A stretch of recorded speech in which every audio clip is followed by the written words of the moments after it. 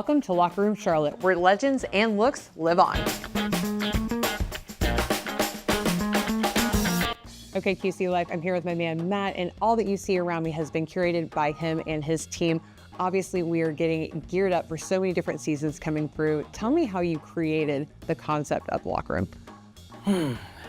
The passion and love for the Hornets and the Panthers really started it.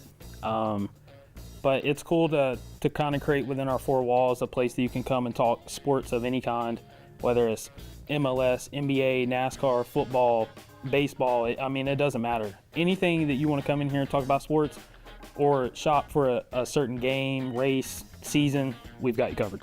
Now, when you look around, obviously there's really a blend of style and nostalgia. So when you are looking to bring things in, put them on the shelves, incorporate them into the space, what are you looking for?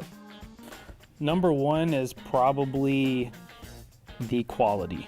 The quality of the item is probably the most important thing that we try to curate.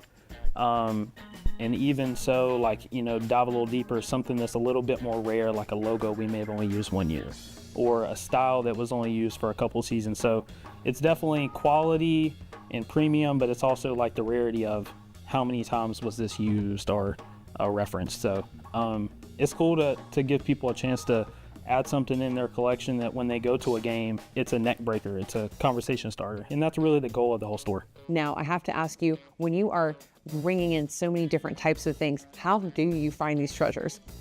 As recently, we started offering more memorabilia, but as you can see in the store, that's really my bread and butter. It's the thing I care about the most. And it got to a point where so many people asked to buy our stuff off the wall.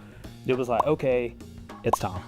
It's time, the buying and holding, eventually you gotta let some of it go. So it's cool to have people come in here and be able to shop for their garage, their office, their man cave, places they invite people over to watch the game. And that's one of the most fun things about this, is the relationships you get via selling a product. And it's a product you love, so it's cool. I really like it.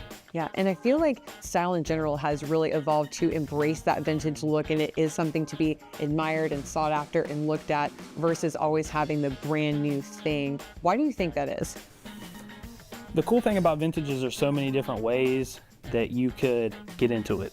It could be you want to look different at the game. It could be you like, what I referenced earlier, the quality of it. Or it could even be a mixture of the three, and I'll add in this last. It could be shopping secondhand for, honestly, for the good of the planet.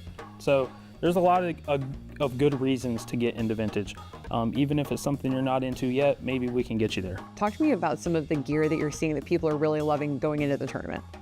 We're in basketball country, and that's probably one of our favorite times of year. Is just everyone is just honed in on college basketball, for this little short amount of time. It's short and sweet.